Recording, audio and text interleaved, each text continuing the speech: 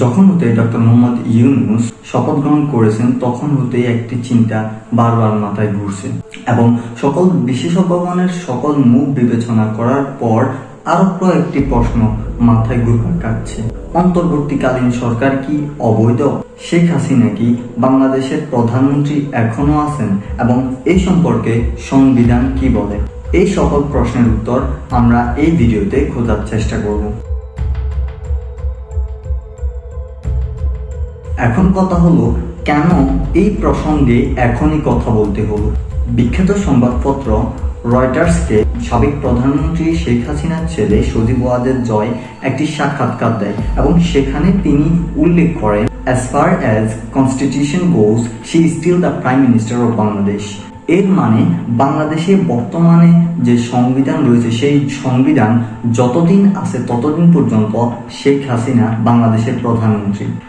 যে দেখেন, প্রধানমন্ত্রী শেখ হাসিনা কিন্তু পদত্যাগ করেন। শেখ হাসিনা কিন্তু এখনো দেশের প্রধানমন্ত্রী, নির্বাচিত।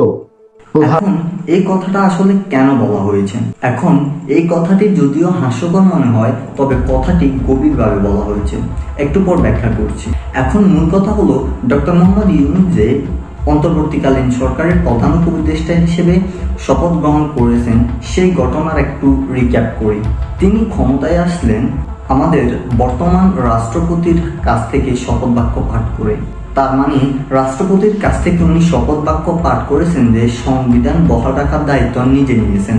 এখন যদি ডাক্তার ইউনূস এই সংবিধান বহাল রাখার দায়িত্ব নেন এবং সংবিধান অনুযায়ী শেখ হাসিনা বাংলাদেশের প্রধানমন্ত্রী বর্তমানে আছেন, তার মানে শেখ হাসিনা সরকারকে বাঁচানোর জন্য ডাক্তার ইউনূস শপথ নিয়েছেন। এখন আমার এই কথা বলতে আপনি বলতে পারেন যে কিভাবে প্রধানমন্ত্রিত্ব এখন শেখ হাসিনার হাতে আছে। এর জন্য আমাদের ব্যাক করতে হবে 5ই আগস্টের একটু ঘটনার দিকে। ওইটার একটু রিক্যাপ করি এবার। ওই দিন আসলে কি হয়েছিল?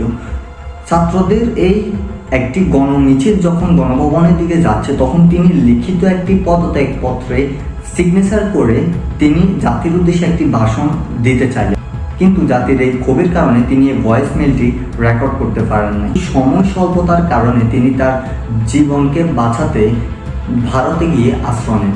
এইটুকু তো বুঝলেন, কিন্তু এখানে ওই যে প্রশ্নটা রয়ে গেল যে তিনি তাহলে প্রধানমন্ত্রিত্ব কিভাবে ছিলেন? এখন কথা হলো, একজন প্রধানমন্ত্রীর পদত্যাগ তখনই সম্পূর্ণ হবে লিখিত এবং মৌখিক দুইভাবে স্বীকার করার পর, এবং তা যদি রাষ্ট্রপতি গ্রহণ করে তবেই সেই পদত্যাগ সম্পূর্ণ। এখন আরেকটি বিষয় আছে এখানে, যে যিনি পদত্যাগ করছেন তিনি নতুন সরকার যে আছে তার কাছে ক্ষমতা নিজেই হস্তান্তর করবে। এখন এই অন্তর্বর্তীকালীন সরকারের ক্ষেত্রে কি হয়েছে? তিনি শুধু লিখিত একটি সিগনেচার দিয়েছেন, তিনি জাতির উদ্দেশ্যে ভাষণ দিতে পারেন নাই এবং নতুন যে অন্তর্বর্তীকালীন সরকার তার হাতে ক্ষমতা হস্তান্তর করতে পারেন নাই। তার মানে শুধু একটি কাজ ছাড়া বাকিগুলো অধুরাই রয়ে গেল। তাহলে এখন কথা হলো, যেহেতু একটি কাজ হয়েছে দুইটি কাজ হয় না, এখন কি বুঝেছেন যে আসলে সজীব ওয়াজেদ জয় কেন এই কথাটি বললেন যে তার মা এখনো বাংলাদেশের প্রধানমন্ত্রী?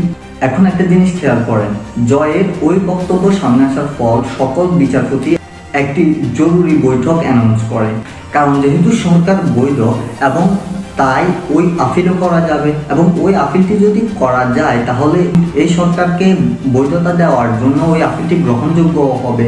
সৌভাগ্যক্রমে ছাত্রছাত্রীরা তা জানতে পারে, এবং যেহেতু রাষ্ট্রপতির কাছ থেকে এর কোনো পারমিশন ছিল না, ছাত্রছাত্রীরা ওইখানে যায় এবং বৈঠকটি স্থগিত করে। যদি ছাত্ররা ওই দিন ওই বৈঠকটা স্থগিত না করত, তাহলে বাংলাদেশ এমন একটি প্রতি বিপ্লব দেখত যা কখনো কল্পনায় ছিল না। এখন মূল প্রশ্ন হলো, এই প্রতি বিপ্লব যেহেতু ঘটার একটা সম্ভাবনা আছে, এই প্রতি বিপ্লবকে কিভাবে ঠেকানো যায়? এর জন্য প্রথম ধাপটি হবে অন্তর্বর্তীকালীন সরকারকে আগের আদালত ভঙ্গ করে নতুন আদালত পুনর্গঠন করতে হবে।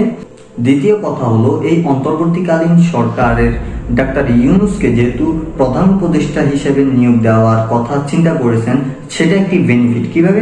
কারণ তিনি যদি প্রধান উপদেষ্টা হন তবে তৃতীয় ধাপটি কনফার্ম করতে পারবেন, এবং এর পরবর্তী ধাপ হচ্ছে গিয়ে, যদি ডাক্তার ইউনূস এই প্রধান উপদেষ্টা হন তবে আমাদের বর্তমান প্রেসিডেন্ট যিনি আছেন অর্থাৎ রাষ্ট্রপতি যিনি আছেন তিনি তার ক্ষমতা হস্তান্তর করবেন ডাক্তার ইউনূসের হাতে।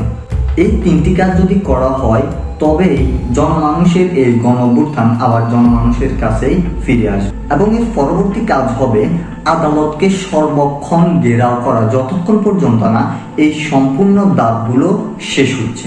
এখন সবকিছু তো দেখলেন, কিন্তু প্রধান প্রশ্ন সেটি হচ্ছে গিয়ে অন্তর্বর্তীকালীন সরকার কি অবৈধ? এটার উত্তর হচ্ছে না, অন্তর্বর্তীকালীন সরকার অবৈধ না। কারণ একটি গণতান্ত্রিক দেশে সরকার গঠন হয় মেজরিটি এবং মাইনরিটি দুইটা পদ্ধতিতে ভোট হয়ে, এবং মেজরিটি সাপোর্ট নিয়ে তিনি সরকার গঠন করবেন। কিন্তু এখানে অন্তর্বর্তীকালীন সরকার কিভাবে গঠিত হলো?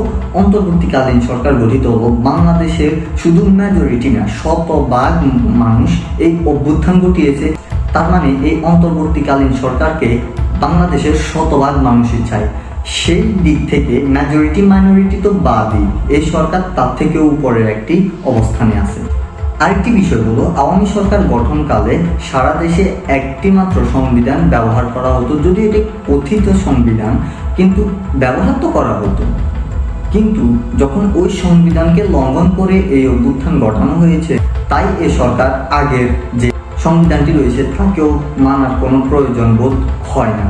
কিন্তু তারপরও আমরা দেখলাম ডক্টর মোহাম্মদ ইউনূস ওই আগের সংবিধানকে মেনেই এই শপথ বাক্য পাঠ করেছেন, যদিও এই ব্যাপারে বিশেষজ্ঞগণ আরও আগ থেকেই সাবধান করে আসছে যে তিনি যেন রাষ্ট্রপতির কাছ থেকে এই সংবিধান অনুযায়ী শপথ বাক্যটি যেন পাঠ না করেন।